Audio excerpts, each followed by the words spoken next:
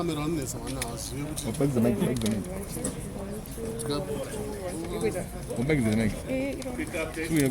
Afternoon, colleagues. Just a quick update from the lawyers representing Hopewell Chin'ono from Zimbabwe Lawyers for Human Rights.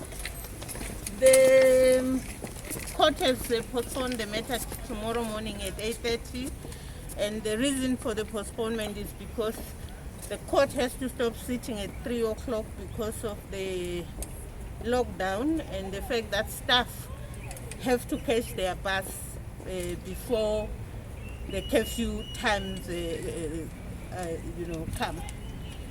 We find this extremely frustrating because constitutional rights like the right to liberty have now been suspended through failure to make appropriate arrangements. Surely, if everyone knows that there'll be transport problems for staff from 3 o'clock, they should make arrangements when it comes to urgent matters such as bail to take staff home after hours so that constitutionally guaranteed rights like liberty are not unnecessarily infringed.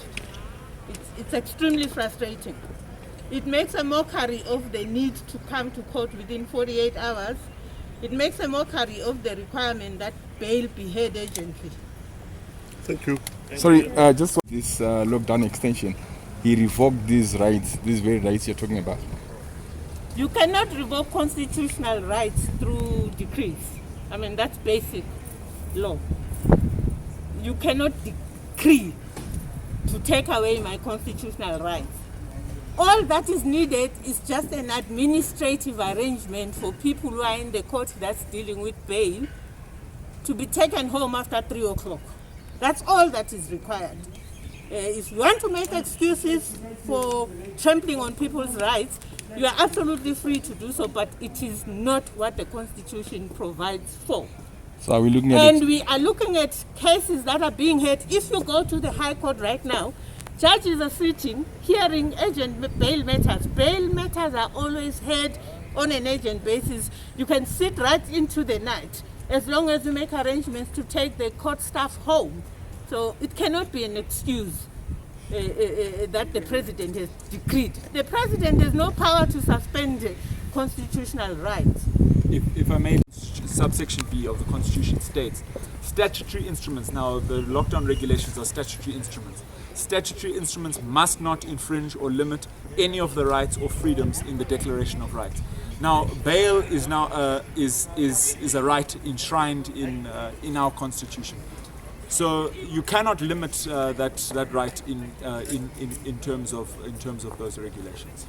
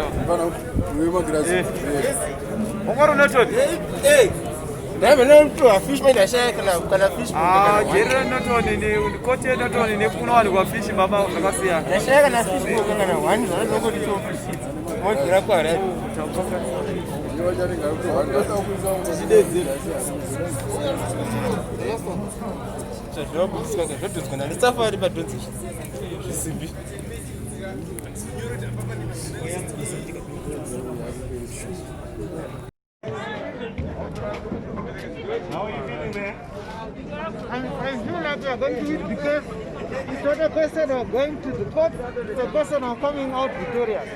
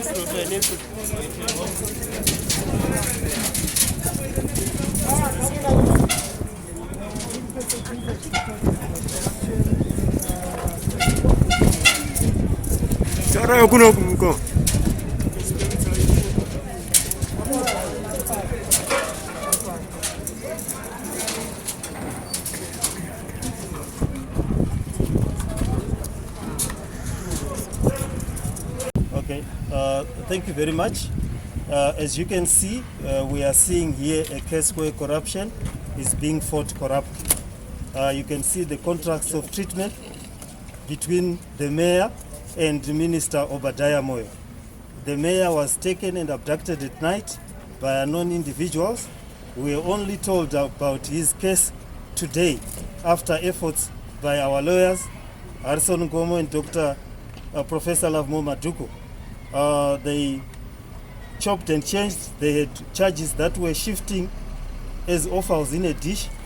We up to now we are not even clear what the case is, but they've made sure that they kept the mayor for the mandatory 48 hours, and today they said they no longer have time to deal with the matter because of the curfew at 3 o'clock, and also because they've run out of time and there's no transport for their officials. So liberty of the mayor, the first citizen of Harare, has been denied because of logistical problems. This is clearly in violation of the Constitution, clearly in violation of the right to liberty. The charges are frivolous and vexatious in our view. They relate to a youth cooperative, which was a cooperative of land barons. As you know, during Chombo's time, there were many youth cooperatives that were constructed who took land all over Harare. And here, the system wants to protect that cooperative. It is a system that is protecting the land barons of yesteryear who took land from council, and they've incarcerated the mayor for that. Notwithstanding, the mayor is ceremonial. He does not sign any papers, does not allocate any land, does not survey. They've removed, as the government, council from any meaningful role in terms of executive powers. But they still go behind that to charge the mayor without looking at the officials whom they've given the power to do the things they need to do in the act. So we will continue to fight for the mayor's liberty. We will condemn that this is not the fight against corruption. For you cannot fight against corruption corruptly. You cannot fight against corruption by trampling on the human rights of others. You cannot fight corruption unequally. Obadiah Moyo was given a red carpet into the courts. Our mayor has been dragged with all manners and forms of indignity into the cells. So clearly, there is no desire to apply the law equally. There is no desire to execute justice equally. This is a perpetuation of the injustice against the opposition, and we expect that they will continue on this path.